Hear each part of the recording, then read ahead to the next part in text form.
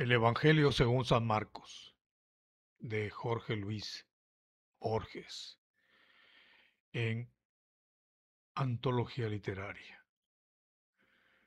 El hecho sucedió en la estancia La Colorada, en el partido de Junín, hacia el sur, en los últimos días del mes de marzo de 1928. Su protagonista fue un estudiante de medicina, Baltasar Espinosa. Podemos definirlo por ahora como uno de tantos muchachos porteños, sin otros rasgos dignos de nota que esa facultad oratoria que le había hecho merecer más de un premio en el colegio inglés de Ramón Mejía y que una casi ilimitada bondad. No le gustaba discutir, prefería que el interlocutor tuviera razón y no él. Aunque los azares del juego le interesaban, era un mal jugador porque le desagradaba ganar. Su abierta inteligencia era perezosa. A los 33 años le faltaba rendir una materia para graduarse, la que más lo atraía.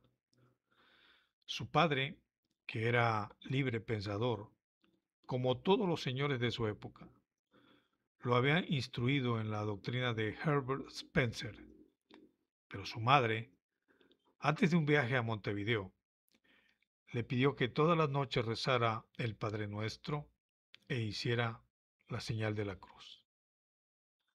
A lo largo de los años, no había quebrado nunca esa promesa. No carecía de coraje. Una mañana había cambiado, con más indiferencia que ira. Dos o tres puñetazos con un grupo de compañeros que querían forzarlo a participar en una huelga universitaria. Abundaba por espíritu de aquiescencia en opiniones o hábitos discutibles. El país le importaba menos que el riesgo de que en otras partes creyeran que usamos plumas. Veneraba a Francia, pero menospreciaba a los franceses. Tenía en poco a los americanos, pero aprobaba el hecho de que hubiera rascacielos en Buenos Aires.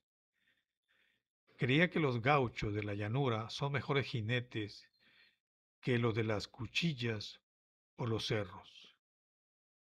Cuando Daniel, su primo, le propuso veranear en la Colorada, dijo inmediatamente que sí, no porque le gustara el campo, sino por natural complacencia y porque no buscó razones válidas para decir que no.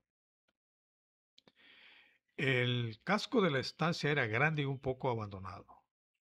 Las dependencias del capataz, que se llamaba Gutre, estaban muy cerca.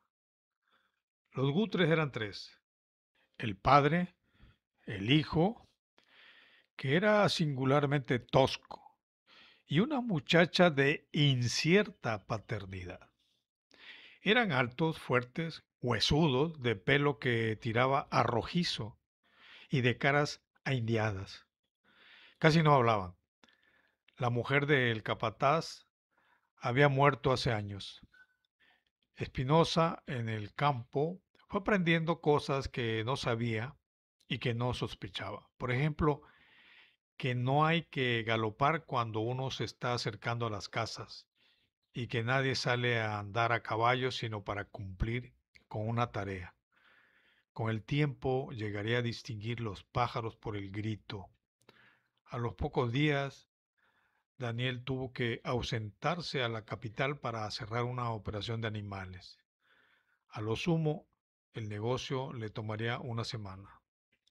Espinosa, que ya estaba un poco harto de las bonded fortune de su primo y de su infatigable interés por las variaciones de la sastrería, prefirió quedarse en la estancia con sus libros de texto. El calor apretaba y ni siquiera la noche traía un alivio. El viento zamarreaba las casuarinas. Spinoza oyó las primeras gotas y dio gracias a Dios. El aire frío vino de golpe. Esa tarde el salado se desbordó. Al otro día, Baltasar Espinosa, mirando desde la galería los campos anegados, pensó que la metáfora que equipara la pampa con el mar no era, por lo menos esa mañana, del todo falsa. Aunque Hudson había dejado escrito que el mar nos parece más grande, porque lo vemos desde la cubierta del barco y no desde el caballo o desde nuestra altura. La lluvia no cejaba. Los gutres, ayudados o incomodados por el pueblero, salvaron buena parte de la hacienda, aunque hubo muchos animales ahogados. Los caminos para llegar a la Colorada eran 4. A todos los cubrieron las aguas. Al tercer día, una gotera amenazó la casa del capataz. Espinosa le dio una habitación que quedaba en el fondo, al lado del galpón de las herramientas. La mudanza los fue acercando. Comían juntos en el gran comedor. El diálogo resultaba difícil. Los gutres, que sabían tantas cosas en materia de campo, no sabían explicarlas. Una noche, Espinosa les preguntó si la gente guardaba algún recuerdo de los malones cuando la comandancia estaba en Junín. Le dijeron que sí, pero lo mismo hubieran contestado una pregunta sobre la ejecución de Carlos I. Espinosa recordó que su padre solía decir que casi todos los casos de longevidad que se dan en el campo son casos de mala memoria o de un concepto vago de las fechas. Los gauchos suelen ignorar por igual el año en que nacieron y el nombre de quien los engendró. En toda la casa no había otro libro que una serie de la revista La Chacra, un manual de veterinaria, un ejemplar de lujo del Tabaré, una historia del Shorthorn en la Argentina, unos cuantos relatos eróticos o policiales y una novela reciente, Don Segundo Sombra. Espinosa, para distraer de algún modo la sobremesa inevitable, leyó un par de capítulos a los gutres, que eran analfabetos. Desgraciadamente, el capataz había sido tropero y no le podían importar las andanzas de otro. Dijo que ese trabajo era liviano, que llevaban siempre un carguero con todo lo que se precisa y que de no haber sido tropero no habría llegado nunca hasta la laguna de Gómez, hasta el Bragado y hasta los campos de los Núñez, en Chacabuco. En la cocina había una guitarra. Los peones, antes de los hechos que narro, se sentaban en rueda. Alguien la templaba y no llegaba nunca a tocar. Esto se llamaba una guitarreada. Espinosa, que se había dejado crecer la barba, solía demorarse ante el espejo para mirar su cara cambiada y sonreía al pensar que en Buenos Aires aburriría a los muchachos con el relato de la inundación del Salado. Curiosamente, extrañaba lugares a los que no iba nunca y no iría. Una esquina de la calle Cabrera en la que hay un buzón, unos leones de mampostería en un portón de la calle Jujuy, a unas cuadras del 11, un almacén con piso de baldosa que no sabía muy bien dónde estaba. En cuanto a sus hermanos y a su padre, ya sabrían por Daniel que estaba aislado. La palabra etimológicamente era justa, por la creciente. Explorando la casa, siempre cercada por las aguas, dio con una Biblia en inglés. En las páginas finales, los Guthrie, tal era su nombre genuino, habían dejado escrita su historia. Eran oriundos de Inverness.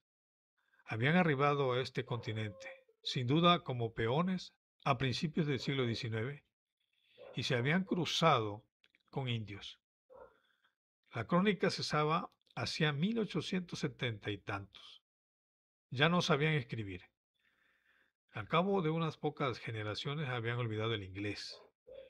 El castellano, cuando Espinosa los conoció, les daba trabajo.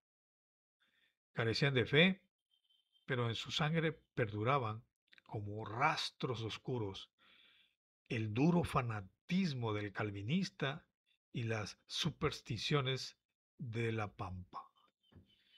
Spinoza les habló de su hallazgo y casi no escucharon. Hojeó el volumen y sus dedos lo abrieron en el comienzo del Evangelio según Marcos, para ejercitarse en la traducción y acaso para ver si entendían algo. Decidió leerles ese texto después de la comida. Les sorprendió que lo escucharan con atención y luego con callado interés. ¿Acaso la presencia de las letras de oro en la tapa le diera aún más autoridad? Lo llevan en la sangre, pensó. También se le ocurrió que los hombres, a lo largo del tiempo, han repetido siempre dos historias.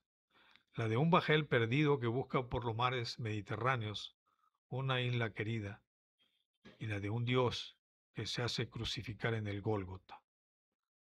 Recordó las clases de locución en Ramos Mejía y se ponía de pie para predicar las parábolas. Los Gutre despachaban la carne asada y las sardinas para no demorar el evangelio. Una corderita que la muchacha mimaba y adornaba con una cintita celeste se lastimó con un alambrado de púas. Para parar la sangre querían ponerle una telaraña. Spinoza la curó con unas pastillas. La gratitud que esa curación despertó no dejó de asombrarlo. Al principio había desconfiado de los Gutres y había escondido en uno de sus libros los 240 pesos que llevaba consigo. Ahora, ausente el patrón, él había tomado su lugar y daba órdenes tímidas que eran inmediatamente acatadas. Los Gutre lo seguían por las piezas y por el corredor, como si anduvieran perdidos. Mientras leía, notó que le retiraban las migas que él había dejado sobre la mesa. Una tarde los sorprendió hablando de él con respeto y pocas palabras. Concluido el Evangelio según Marcos, quiso leer otro de los tres que faltaban. El padre le pidió que repitiera el que ya había leído, para entenderlo bien. Spinoza sintió que eran como niños, a quienes la repetición les agrada más que la variación o la novedad. Una noche soñó con el diluvio, lo cual no es de extrañar. Los martillazos de la fabricación del arca lo despertaron y pensó que acaso eran truenos. En efecto, la lluvia que había amainado volvió a recrudecer. El frío era intenso. Le dijeron que el temporal había roto el techo del galpón de las herramientas y que iban a mostrárselo cuando estuvieran arregladas las vigas. Ya no era un forastero y todos lo trataban con atención y casi lo mimaban. A ninguno le gustaba el café, pero había siempre una tacita para él, que colmaban de azúcar. El temporal ocurrió un martes. El jueves a la noche lo recordó un golpecito suave en la puerta que, por las dudas, él siempre cerraba con llave. Se levantó y abrió. Era la muchacha. En la oscuridad no la vio, pero por los pasos notó que estaba descalza y después en el lecho, que había venido desde el fondo, desnuda. No lo abrazó, no dijo una sola palabra. Se tendió junto a él y estaba temblando. Era la primera vez que conocía a un hombre.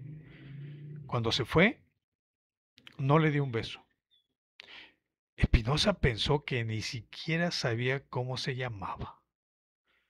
Urgido por una íntima razón que no trató de averiguar, juró que en Buenos Aires no le contaría a nadie esa historia. El día siguiente comenzó como los anteriores, salvo que el padre habló con Spinoza y le preguntó si Cristo se dejó matar para salvar a todos los hombres? Spinoza, que era libre pensador, pero que se vio obligado a justificar lo que les había leído, le contestó, sí, para salvar a todos del infierno. Guthrie le dijo entonces, ¿qué es el infierno? Un lugar bajo tierra donde las ánimas arderán y arderán, per seculam seculorum. ¿Y también se salvaron los que le clavaron los clavos? Sí, replicó Spinoza, cuya teología era incierta. Había temido que el capataz le exigiera cuentas de lo ocurrido anoche con su hija. Después del almuerzo le pidieron que releyera los últimos capítulos. Spinoza durmió una siesta larga, un leve sueño interrumpido por persistentes martillos y por vagas premoniciones. Hacia el atardecer se levantó y salió al corredor. Dijo como si pensara en voz alta, las aguas están bajas, ya falta poco, ya falta poco, repitió Guthrie como un eco. Los tres lo habían seguido. Hincados en el piso de piedra le pidieron la bendición. Después lo maldijeron, lo escupieron y lo empujaron hasta el fondo. La muchacha lloraba. Cuando abrieron la puerta, vio el firmamento. Un pájaro gritó, pensó, es un jilguero. El galpón estaba sin techo. Habían arrancado las vigas para construir la cruz. Fin.